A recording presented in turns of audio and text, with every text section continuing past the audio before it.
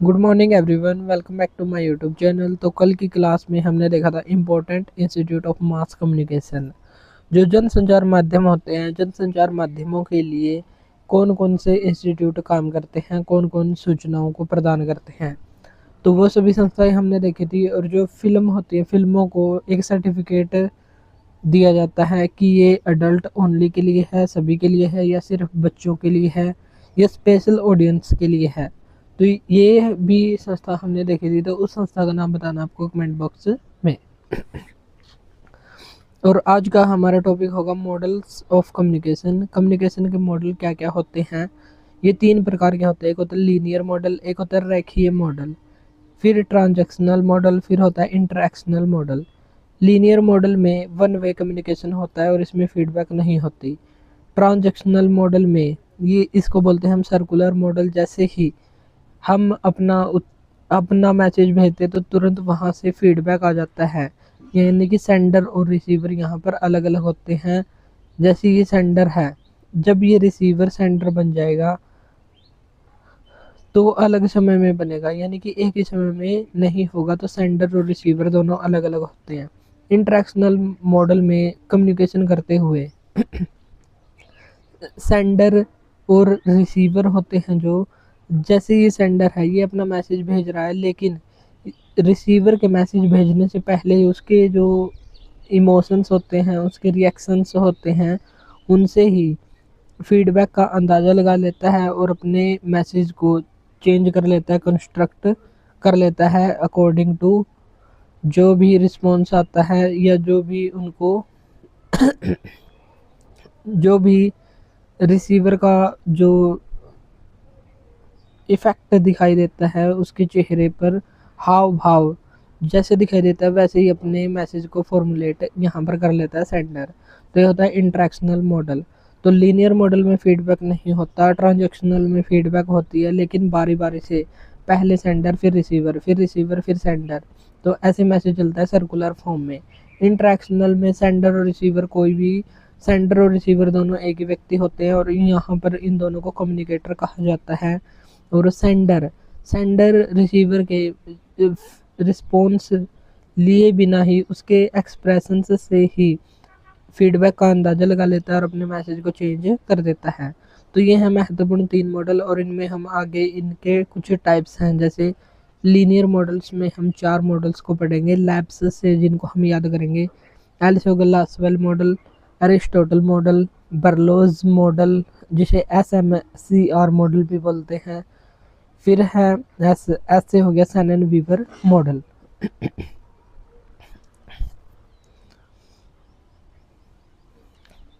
तो चलिए शुरू करते हैं हमारी आज की क्लास। तो human beings are born with the physical abilities to speak.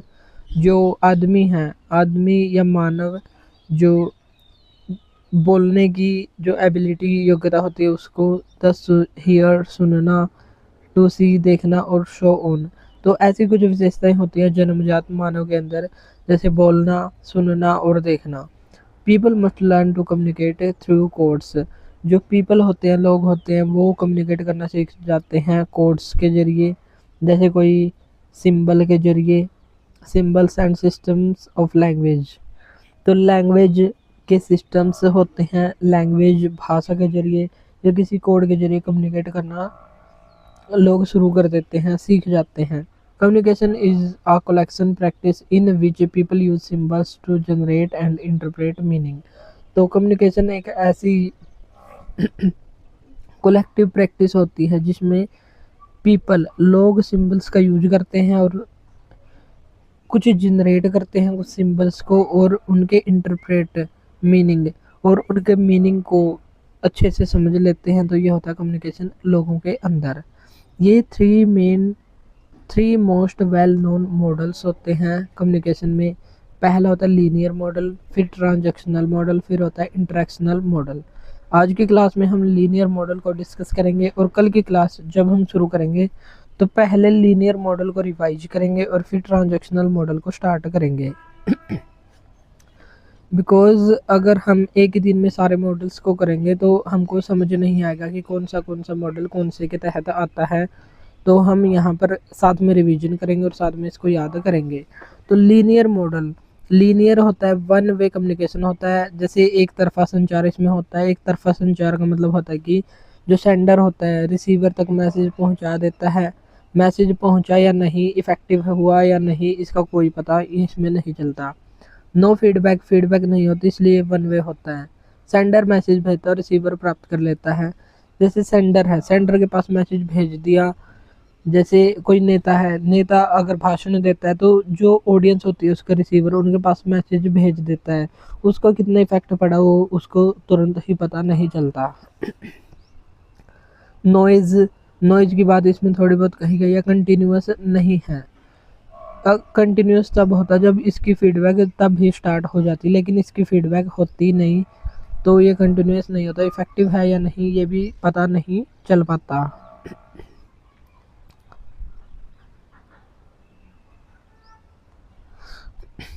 और इसमें हमारे 4 मॉडल है, Lasswell's model, Aristotle's model, Berlo's SMCR model और शैनन वीवर मॉडल। तो टाइम के अकॉर्डिंग सबसे पहले मॉडल आया था एरिस्टोटल्स मॉडल। अरस्तु का मॉडल आया था 300 BC, 300 ईसा पूर्व में आया था और ये लीनियर मॉडल है। ओरल कम्युनिकेशन इसमें होता है, ओरल का मतलब होता है बोलकर। जैसे पुराने समय में, अरस्तु के समय में जो लोग होते थे जो कम्युनिकेशन करते थे, जैसे एक राजा होता था, राजा का आज बोलने का मन है तो उसने अपनी प्रजा को इकट्ठा किया और एक भाषण दे दिया। तो भाषण दिया जाता था किसी ओकेजन पर, जैसे कि आज स्वतंत्रता दिवस है या कोई और स्पेशल ओकेजन है, तो वहाँ पर जैसे स्कूलों में भी होता है कि आज इस महापुरुष की जयंती है तो इसके बारे में थोड़ा बहुत बता देते हैं। जो भी टीचर होता है वो होता है स्पीकर, और जो ऑडियंस होती है वहाँ के स्टूडेंट। तो इसी समय, इसी प्रकार पुराने समय में जो नेता होते थे वो जनता को भाषण देते थे। फोकस ऑन स्पीकर, स्पीकर पर ही इसमें मेन फोकस किया गया है। और इसके 5 प्राइमरी एलिमेंट भी बताए गए हैं। एस स्केयर OAE से हम इसको याद कर सकते हैं। एस स्केयर से हो गया स्पीकर, स्पीकर फिर होगी स्पीच, ओ से हो गया ओकेजन, ए से हो गया ऑडियंस और ई से हो गया इफेक्ट। तो इफेक्ट के बारे में इतना पता नहीं चल पाता। ऑडियंस होती है, ओकेजन होता है, स्पीच होती है और स्पीकर होता है। जैसे हम यहाँ पर उदाहरण से समझ सकते हैं, जैसे किसी स्कूल में कोई आज कोई महत्वपूर्ण महापुरुष की जयंती है या कोई विशेष दिवस मनाया जा रहा है, तो वहाँ पर होगा एक स्पीकर, स्पीकर अपनी स्पीच को देगा। और ओकेजन हो गया जो जयंती है वो, और ऑडियंस हो गई वहाँ के स्टूडेंट्स, और इफेक्ट्स, इफेक्ट वहाँ पर हम देख भी सकते हैं और नहीं भी। तो ज़्यादा बच्चे हुए तो हम इफेक्ट वहाँ पर नहीं देख पाएंगे, तो इसमें फीडबैक नहीं होती। तो ये होता है 5 प्राइमरी एलिमेंट एरिस्टोटल्स मॉडल के। प्रोपेगेंडा सेटिंग में इसको यूज कर सकते हैं, जैसे नेता होते हैं प्रचार प्रसार करने जाते हैं, रैलियाँ निकालते हैं, तो वहाँ पर इस मॉडल का यूज किया जाता है। नेक्स्ट है Lasswell's model, 1948 Harold D Lasswell के द्वारा दिया गया था और इसे ही एक्शन मॉडल के नाम से जाना जाता है। और इसमें क्या होता है, what, who, which, context, to whom और व्हाट इफेक्ट। तो इनकी स्टडी इसमें की जाती है। हु का मतलब होता है the person who formulate the message. दो, तो इसमें जो व्यक्ति मैसेज को फॉर्मुलेट करता है, मैसेज बनाता है, उसके लिए हु का यूज किया जाता है। What, the content of the message, message का कंटेंट क्या है, इसके लिए व्हाट। चैनल, चैनल होता है medium by which the message is being communicated, message किसके द्वारा कम्युनिकेट किया गया है। हुम, the person who receive the message, who होता है जो फॉर्मुलेट करता है मैसेज को, हुम होता है जिसके लिए मैसेज भेजा जाता है, जिसके पास मैसेज भेजा जाता है। What effect, the outcome of the message, message का आउटकम या निष्कर्ष क्या निकला, रिजल्ट क्या निकला। तो ये होता है इसमें लासवेल हैरोल्ड मॉडल में, जिसको एक्शन मॉडल हम बोलते हैं। तो इसमें इफेक्ट भी देखा जाता है थोड़ा थोड़ा। Shannon Weaver model, Shannon Weaver model 1949 में आया था। मैथमेटिकल थ्योरी ऑफ कम्युनिकेशन ये है, तो मैथमेटिकल कम्युनिकेशन थ्योरी तो इसको बोलते हैं। This model particularly explain electronics communication in a simple linear way which is easily understandable. इन्होंने सिंपल लीनियर वे से इलेक्ट्रॉनिक कम्युनिकेशन मॉडल को पेश किया है जो हमको आसानी से समझ आ जाएगा। तो इसमें क्या क्या होता है, तो इसमें एक होता है इंफॉर्मेशन सोर्स। नीचे एक उदाहरण भी दिया गया है एक बिजनेसमैन और वर्कर का, उसको भी हम देखेंगे। पहले हम देख लेते हैं इन्फॉर्मेशन सोर्स। सोर्स का इन्फॉर्मेशन, जैसे सेंडर होता है, सेंडर के पास होती है इन्फॉर्मेशन, तो सोर्स ऑफ इन्फॉर्मेशन होता है। फिर होता है मैसेज, सोर्स के पास एक होता है मैसेज। फिर होता है ट्रांसमीटर, ट्रांसमीटर होता है sender of message and encoded form. जो सेंडर होता है, सेंडर का मैसेज होता है वो इनकोडेड फॉर्म में आ जाता है। जैसे कि मैसेज भेजना क्या है, ये हमने सारा क्लासेस में डिस्कस कर रखा है। तो इनकोडेड फॉर्म होता है कि मैं भेजूंगा क्या। नॉइज सोर्स होता है। फिर होता है reception, information is send, he डिकोड्स the information. Reception होता है कि रिसीवर के पास इंफॉर्मेशन पहुंच गई और उसने इसको डिकोड भी कर लिया। Destination, end of the communication process, process communication process का एंड यहाँ पर हो जाता है। चलिए हम इसको एक उदाहरण से समझ लेते हैं। एक होता है सेंटर, वो मान लिया हमने बिजनेसमैन, बिजनेसमैन एक सेंटर है। इनकोडर, टेलीफोन नेटवर्क कंपनी, जो टेलीफोन नेटवर्क कंपनी है, जैसे हमने किसी को फ़ोन मिलाया तो जो टेलीफोन नेटवर्क कंपनी है वो हो गई इनकोडर, क्योंकि हमारी बात को वही सामने वाले तक पहुंचाएगी। चैनल हो गया मोबाइल नेटवर्क, जो मोबाइल नेटवर्क है वो हमारे मैसेज को पहुंचाएगा, इसलिए वो हो गया channel. Encoder telephone network company हो गई क्योंकि वो इनकोड करेगी। Noise, missing text due to disruption.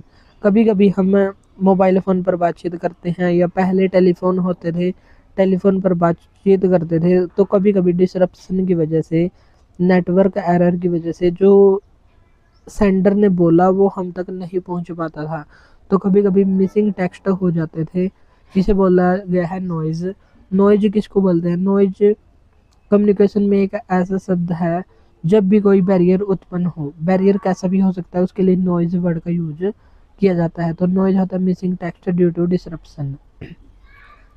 Decoder, decoder होता है मोबाइल फ़ोन, जैसे एक मोबाइल फ़ोन यहाँ पर होगा और दूसरा मोबाइल फ़ोन सेंडर के पास, एक रिसीवर के पास होगा। तो डिकोडर कौन होगा? मोबाइल फ़ोन होगा, रिसीवर होगा वर्कर। तो वर्कर जो उस फ़ोन को हाथ लगाए हुए होगा, उठाए हुए होगा, तो वो हो जाएगा receiver.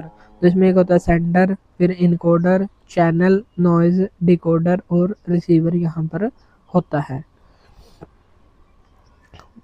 They were working in telephone industries 1940s, 1940 के दशक में जो शैनन और वीवर थे वो टेलीफोन इंडस्ट्री में काम करते थे। AD technology angle to the two is where it helps explain texting well and other kind of information technology.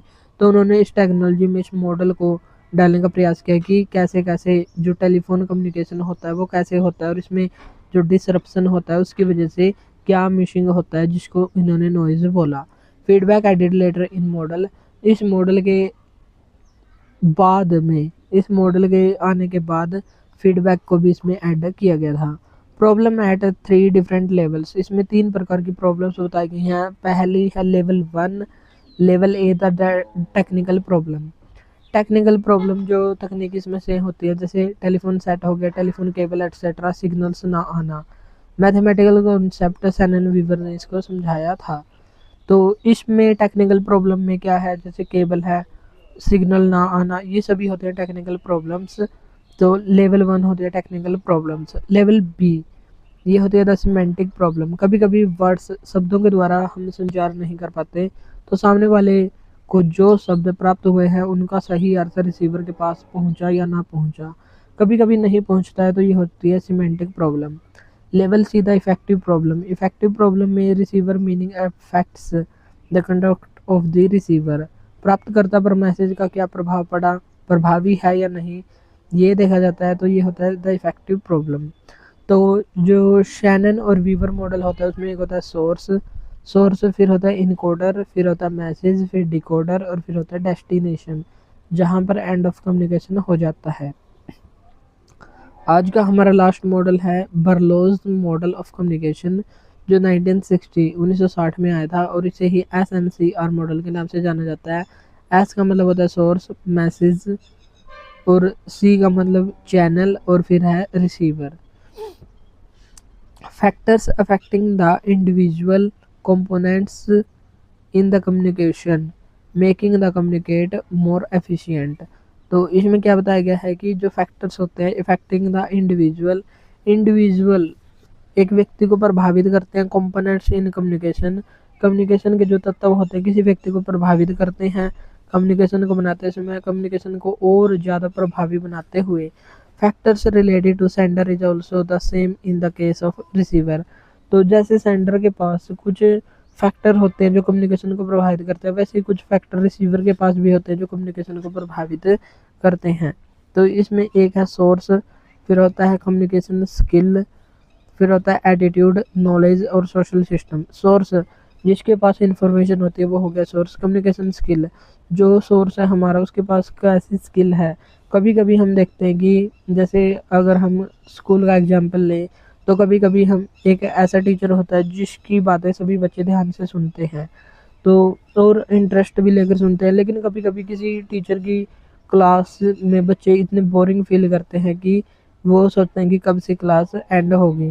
तो ये होता है कम्युनिकेशन स्किल की हमारी स्किल, कम्युनिकेशन की स्किल कैसी है, सामने वाले को प्रभावित कर रही है या नहीं। फिर आगे आता है एटीट्यूड। एटीट्यूड भी इम्पोर्टेंट रोल अदा करता है। नॉलेज, ज्ञान है या नहीं, या बिल्कुल ऐसे ही है कि उसको कुछ ही नहीं पता। एक होता है सोशल सिस्टम, किस संदर्भ में संचार हो रहा है। कभी कभी हम रिलीजियस मैटर में संचार करते हैं, जो रिलीजियस में हमको थोड़ा ध्यान रखना होगा। सोशल में, जैसे हम अपने दोस्तों के साथ हैं तो थोड़ी लैंग्वेज अलग हो सकती है, लेकिन सोसाइटी में लैंग्वेज थोड़ी अलग ही होगी जो सभ्य होगी। कल्चरल, सांस्कृतिक रूप से, तो ये हमको ध्यान रखना है कि जो संचार हम कर रहे हैं वो किस संदर्भ में, किस कंटेक्स्ट में हो रहा है। तो इसमें है सबसे पहले message. The key factors affecting the message are content, element.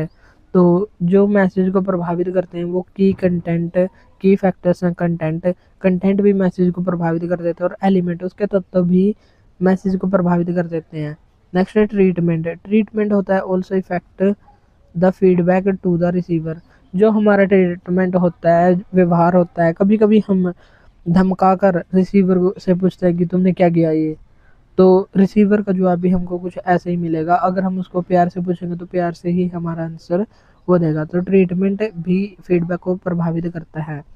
Structure arranged और टॉपिक वाइज होना चाहिए। जैसे हम मैसेज पूछते हैं कुछ या कम्युनिकेशन करते हैं तो हमको स्टेप वाइज स्टेप या टॉपिक वाइज पूछना चाहिए। जैसे अगर क्लास चली हुई है सेल, बायोलॉजी में सेल टॉपिक की क्लास चली हुई है और हम उसे डिजीज़ के बारे में पूछने लग जाएं या जो हमने पढ़ा ही नहीं है वो पूछने लग जाएं, तो रूल के हिसाब से तो पहले ये टॉपिक होगा और फिर इसके PYQ होंगे या इसके क्वेश्चन यहाँ पर करवाए जाएंगे। लेकिन अगर उसे अरेंज्ड वे में क्वेश्चन ना पूछे जाएं तो कम्युनिकेशन इतना प्रभावी नहीं होगा। तो स्ट्रक्चर होना चाहिए, कोड, लैंग्वेज और टेक्स्ट एट्सेट्रा अच्छे होने चाहिए। तो कोड अच्छा होना चाहिए। नेक्स्ट है चैनल या मीडियम। तो चैनल या मीडियम ये होता है जैसे हियरिंग, सुनकर, सीइंग, देखकर, टचिंग, टच करके, स्मेलिंग, स्मेल करके और टेस्टिंग, टेस्ट करके। तो ये सभी होते हैं मीडियम। हम सुनकर, देखकर, टच करके, सूंघ कर और टेस्ट करके ही संचार को महसूस कर सकते हैं कि हम इन मीडियम से मैसेज को प्राप्त कर सकते हैं। नेक्स्ट है receiver. Message might not have the same effect as intended if the receiver and sender are not similar. अगर कभी कभी सेंडर और रिसीवर अलग अलग हैं या सिमिलर नहीं हैं, एक जैसे नहीं हैं, तो ज़रूरी नहीं कि जैसे एक सेंडर और एक रिसीवर है, अगर एक सेंडर एक रिसीवर से कुछ पूछेगा और दूसरे रिसीवर से वही सेंडर कुछ पूछेगा तो ज़रूरी नहीं कि दोनों का जो इफ़ेक्ट होगा, दोनों का फीडबैक होगा वो सेम होगा, दोनों अलग अलग हो सकते हैं। Receiver must also have a very good listening skill. जो रिसीवर होता है उसके पास लिसनिंग स्किल होनी चाहिए। जो सेंडर बोल रहा है उसको अपने मन में भी सोचता रहे और उस पर सोच विचार भी करे। ये नहीं कि एक कान से सुना और दूसरे से निकाल दिया। तो अच्छी गुड लिसनिंग स्किल भी होनी चाहिए रिसीवर के पास। तो यहाँ पर क्रिटिसिज्म ऑफ बर्लोज SMCR मॉडल। जो SMCR मॉडल है इसका आलोचना भी की गई है, जो बर्लोज का मॉडल है। तो नो कॉन्सेप्ट ऑफ फीडबैक, इसमें फीडबैक का कोई कॉन्सेप्ट नहीं है कि फीडबैक मिलेगी या नहीं मिलेगी, या कोई भी कॉन्सेप्ट बात ही नहीं की गई है फीडबैक के लिए। No concept of noise, noise का कोई कॉन्सेप्ट नहीं है। जैसे सैनन वीवर ने नॉइज़ का कॉन्सेप्ट दिया था, जैसे हम टेलीफोन पर बातचीत कर रहे हैं तो कभी कभी हमको मिसिंग टेक्स्ट हो जाते हैं, सेंडर के जो टेक्स्ट है वो रिसीवर तक नहीं पहुंच पाते, तो उन्होंने उसको नॉइज़ कहा। लेकिन बर्लोज मॉडल में नॉइज़ का कोई कॉन्सेप्ट नहीं है, एनी काइंड ऑफ बैरियर, कोई भी प्रकार के बैरियर की बात ही नहीं की गई। लीनियर मॉडल है, no two way communication, two way communication नहीं है। Both of the people must be similar according to all the factors mentioned above. बहुत सारे लोग ऐसे ही जो ऊपर इफेक्ट फैक्टर दिए गए हैं उनके अनुसार ही होते हैं। तो ये है क्रिटिसिज्म ऑफ बर्लोज मॉडल। फिर है आगे इंटरएक्शनल मॉडल। इंटरएक्शनल मॉडल जिसे हम सर्कुलर मॉडल भी कहते हैं, और ये हम कल की क्लास में करेंगे कंटिन्यू। पहले हम करेंगे जो आज हमने किए हैं 4 मॉडल। चलिए हम इनको थोड़ा समराइज कर देते हैं। लीनियर मॉडल जिसमें वन वे कम्युनिकेशन होता है, फीडबैक नहीं होता, और इसमें 4 मेन मॉडल है। अगर हमें इनको इनकी स्थापना के समय या टाइम वाइज लगाना है तो हम इसको ओल सब से याद कर सकते हैं। ओल से हो गया एरिस्टोटल, लेसवेल, सैनन वीवर और बर्लोज मॉडल। तो बर्लोज मॉडल आया था 1960 में, और Shannon Weaver model 1949, Lasswell model ये आया था 1948, और एरिस्टोटल्स मॉडल ये आया था 300 BC, ये 320 ईसा पूर्व में ये आया था। तो ये सभी बातें हमको रखनी है ध्यान। तो आज की क्लास में हम यहीं तक करेंगे, और कल को हम स्टार्ट करेंगे इंटरेक्शनल मॉडल, और फिर हमारा टॉपिक रह जाएगा मेटा कम्युनिकेशन। मेटा कम्युनिकेशन क्या होता है ये हमारा इससे अगली क्लास में हम कंप्लीट करने की कोशिश करेंगे, या हमारी अब 1 या 2 क्लासेस और ही होंगी कम्युनिकेशन की, फिर हम नई यूनिट को स्टार्ट करेंगे। तो आज के लिए इतना ही, मिलते हैं नेक्स्ट वीडियो में। Thank you.